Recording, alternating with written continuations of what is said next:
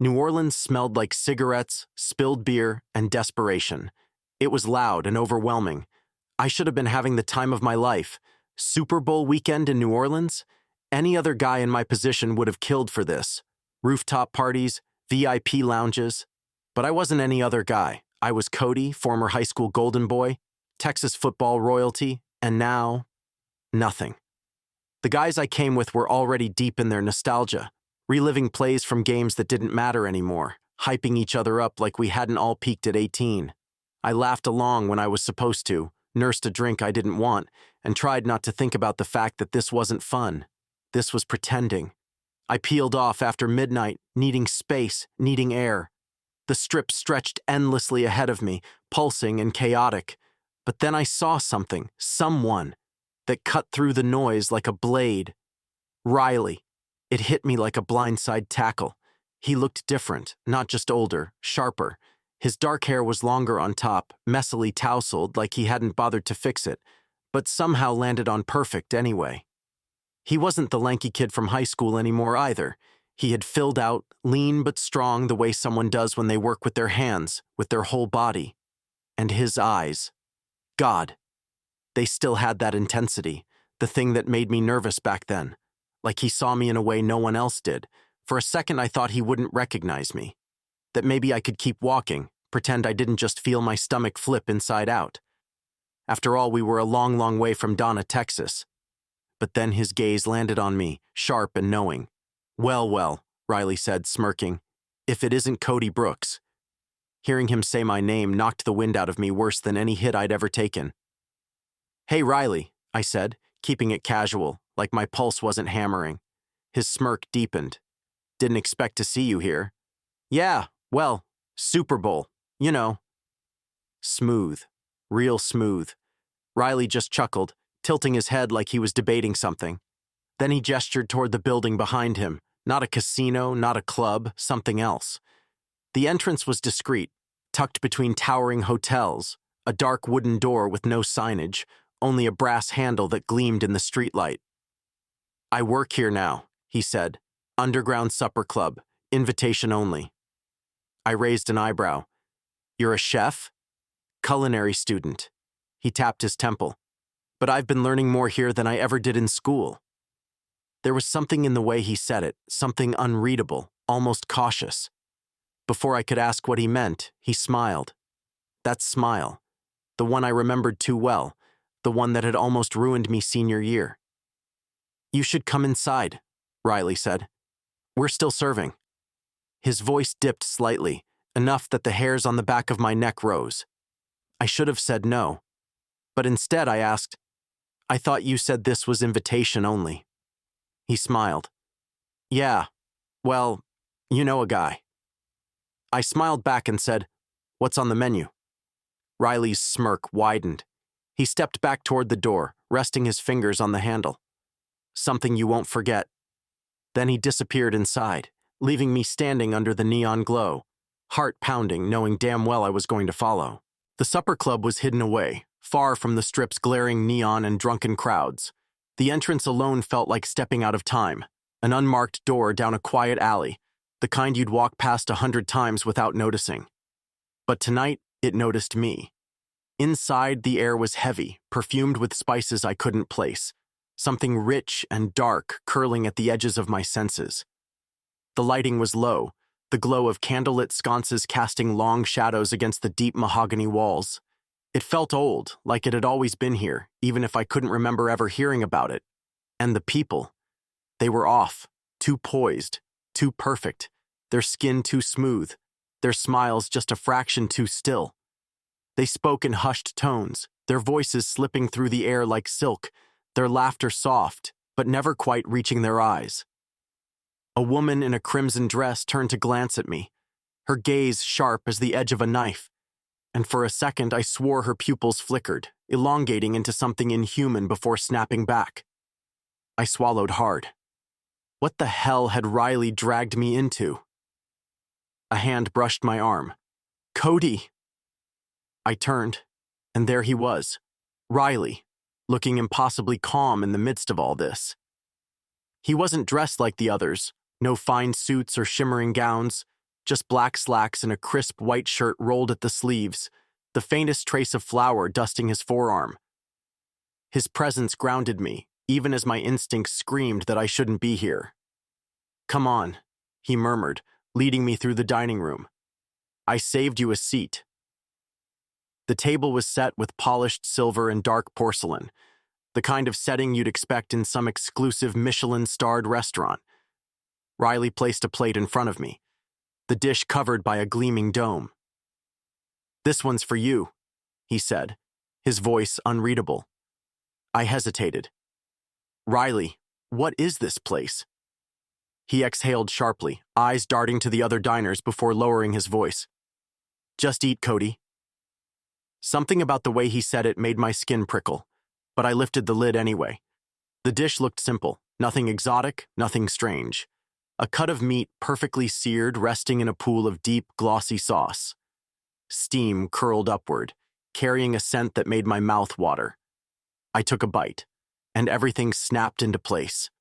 Strength surged through me, a warm electric current flooding my veins.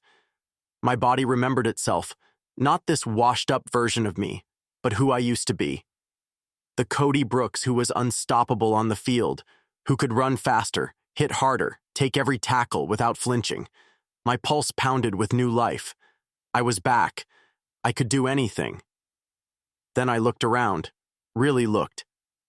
At the couple in the corner, the woman's fingers trembling as she ate, her gaze unfocused, like she was struggling to remember where she was. The man across from her murmured reassurances, but his voice was hollow. Something was missing in her eyes. At the man 3 tables over, his hands gripping the edges of his plate like a lifeline, he took slow, deliberate bites, his pupils blown wide with something between hunger and fear. His features seemed to shift, subtly at first, like the angles of his face were being rewritten with every swallow. At the figure near the bar, watching me, unmoving, waiting. A cold dread settled in my stomach, cutting through the artificial high of whatever I'd just eaten. I pushed back from the table. "Riley!" My voice was tight, urgent. "What the hell is this?" He grabbed my wrist, his fingers warm but his grip firm. "You shouldn't have come. I should have thought this out better." I wasn't thinking. His expression was unreadable, but his voice was afraid. "You need to leave, Cody, now." I yanked my arm back, not without answers. Before he could respond, a voice, smooth, velvety, cut through the space between us. "Well," it purred, "Riley has a friend?" I turned. A figure stood at the head of the table smiling. Their presence was overwhelming, too much for such a small space, their tailored suit impeccable, their sharp features carrying an elegance that was almost otherworldly. They had been expecting me, and they were very, very pleased that I had come. The patron smiled, a slow, deliberate thing. They slid into the chair across from me, folding their hands neatly on the table like they had all the time in the world. Their presence was suffocating, pressing in from all sides without ever touching me. "It's good to see you again, Cody," they said, voice as smooth as silk. I frowned. "Again?" The patron tilted their head, amused. "Oh, you don't remember, do you?" They exhaled a quiet, knowing laugh. "That's adorable." I glanced at Riley, but he wouldn't meet my eyes. His hands were clenched at his sides, his whole body drawn tight, his breaths short. He didn't even move to brush the small amount of sweat forming on his forehead. "You're mistaken," I said, forcing confidence into my voice. "I don't know you." The patron reached forward, tracing a slow circle on the table with one perfectly manicured finger. "No?" "Then tell me, Cody. How did it feel?" I blinked. "How did what feel?" "When you were at your peak." They gestured lazily to my plate, to the lingering warmth still humming in my limbs. That first taste of power, the rush, the certainty that you were unstoppable. Their voice dipped lower, conspiratorial. It wasn't just talent, was it?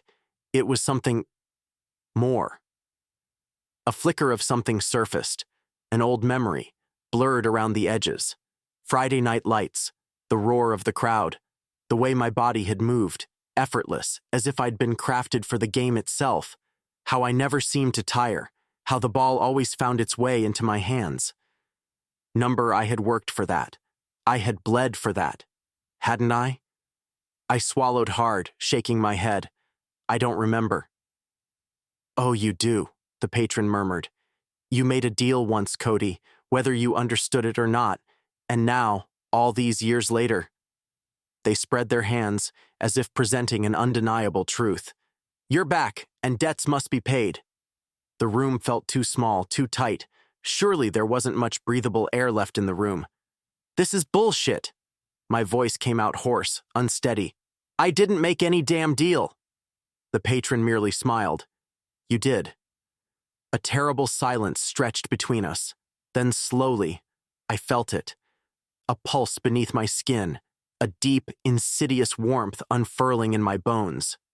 My muscles tensed, coiling with something familiar, like waking up from a years-long sleep. I flexed my fingers. My grip felt stronger. My breath came easier. The old confidence, the unstoppable certainty of who I once was, surged back into place. It was real. My heart pounded. This wasn't a trick. The patron leaned forward, their voice dripping with satisfaction. I can give it back to you. All of it. Their gaze burned into me, unblinking. Your prime, your glory, the future you were meant to have. I stared at them, throat dry. In exchange, they continued smoothly, Riley remains here. Forever. The words crashed into me like a blindside tackle. I jolted, pushing away from the table. What? You heard me. The patron's smile didn't waver. One choice, one sacrifice. They shrugged, casual as death itself. You walk out of here, back to the life you barely recognize.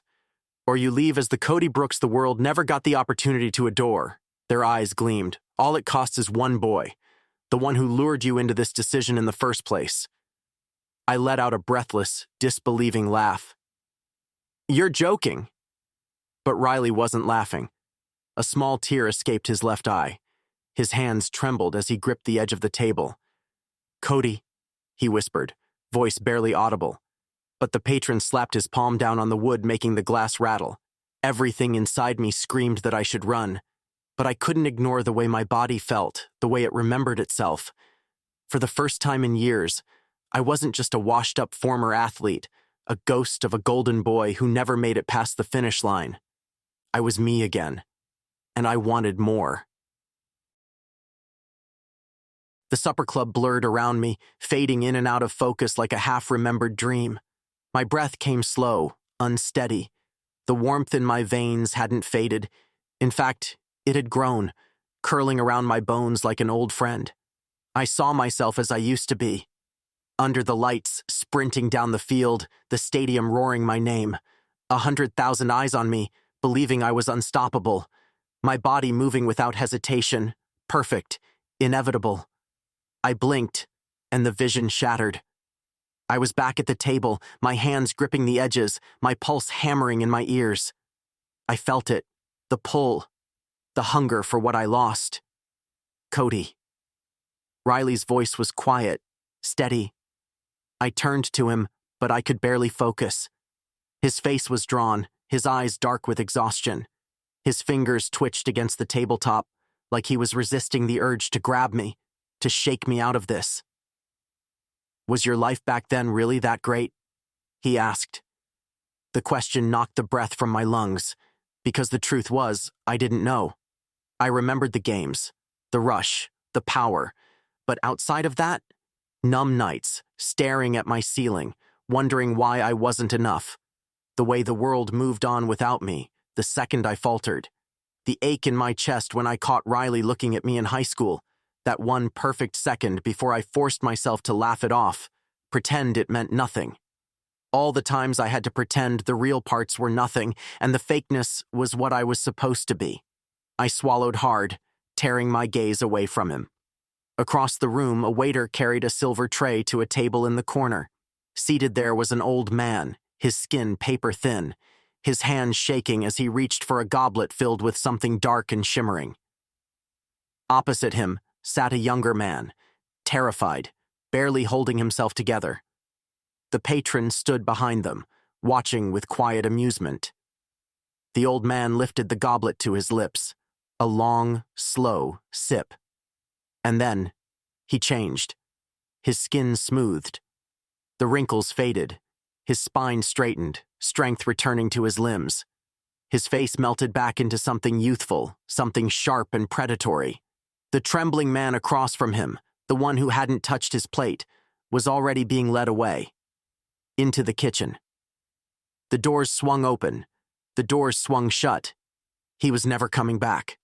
A cold, sick feeling settled in my stomach. I turned back to Riley. He was staring at the table, hands clenched into fists. When he finally spoke, his voice was low, raw. I don't even know what I originally owed. I felt the weight of those words. Riley hadn't always belonged here. He had come for something. Maybe something small. Something he thought he could afford to give up. A meal. A moment of weakness. A single trade. And the supper club had taken everything. His freedom, his choices, his memories. I could still feel it, the promise of my former self, whispering through my veins. The life I could have back, the legacy I could reclaim. But Riley, if I took the deal, he wouldn't just stay here. He would disappear. I clenched my jaw, my breath coming fast. The patron was watching me, waiting. And for the first time, I understood exactly what I had to lose. I stood in the heart of the supper club, the air thick with spice and smoke, the scent of something ancient simmering just out of reach. The room pulsed around me, shadows stretching long and unnatural. The patron sat across from me, hands folded, their smile sharp as a blade. Riley stood at my side, silent, tense. "This is your final offer, Cody," the patron said smoothly, voice like silk slipping over steel. They raised a hand, and the supper club shifted. The walls melted away, the candlelight flared, and suddenly, I was back under the stadium lights. The roar of the crowd swallowed me whole, the ball in my hands, my body weightless, powerful, unbreakable, my name on the lips of millions, Cody Brooks, unstoppable, untouchable, a god among men. Then the vision expanded. Super Bowl wins, interviews, championship rings gleaming on my fingers, endorsements, legacy, a second chance at everything, a life where I never burned out, never faded, never became this. It could all be mine. All I had to do was let Riley go. The vision flickered. The longing was like a fist around my ribs, squeezing. I turned. Riley's expression was unreadable, but his hands were clenched at his sides. His knuckles were white. But he didn't beg. He just looked at me, searching my face, seeing all the things I didn't even know were there. And then he said, "I know you, Cody. And I know what kind of man you are." I felt something crack inside me, because I didn't know. I didn't know what kind of man I was, what I had become. All I knew was that I had spent years chasing something that wasn't real anymore. But this? Riley, standing beside me, waiting, trusting me to make the right choice. This was real. I swallowed hard, turned back to the patron, and said, "I would choose his freedom every time." The patron's smile didn't falter, but the temperature in the room dropped like a stone. The air pressed against my skin, a weight, a warning. "You don't understand," they said, voice colder now. "Do you even know what you've given up?" I looked at Riley. His eyes met mine, wide and astonished, something breaking open between us, something I had been too scared to see before now. I smiled. "No," I said. "I'll never give him up." The supper club shuddered. The walls rippled, the candlelight flared, and the air crackled like a storm was about to break. For a moment, the world itself lurched, as if rejecting what I had just done. The patrons stood slowly, their expression unreadable, their hands tightening around the edges of the table. "You fool," they murmured. The supper club began to unravel. The perfect guests, those silent, too still figures, blurred, their forms bending and twisting, as though whatever held them together was coming undone. Plates shattered, chairs tipped over, and an eerie whispering filled the space, slipping beneath my skin like cold fingers. I grabbed Riley's wrist. "We have to go." He didn't hesitate. We ran. The floor shifted beneath us, the corridors stretching and folding in impossible ways. But somehow, instinct, or maybe the supper club's dying grip, led us back to the heavy velvet curtain marking the exit. We burst through it and stumbled into the chaos of New Orleans. The world outside was loud, drunken laughter spilling from the casinos, car horns blaring down the strip. But it was real, and we were free. We didn't stop running until we reached the parking garage at my hotel 3 blocks away. My rental car was right where I left it, gleaming under the fluorescent lights. I leaned against the car, my pulse pounding, my body thrumming, not with regret, not with loss, but with something I hadn't felt in years. Relief. I wasn't a football star anymore. I wasn't some golden boy destined for greatness. I wasn't a washed-up has-been clinging to the past. I was just me. Riley straightened. He looked at me, and I knew, without words, that this wasn't just relief for him. This was a new beginning. The sun was creeping over the horizon as I pulled out of the garage, leaving New Orleans behind. I glanced at Riley, still buzzing with adrenaline, and asked, "So, what's for breakfast?" Riley smirked, his lips curling just enough. "Something you'll never forget."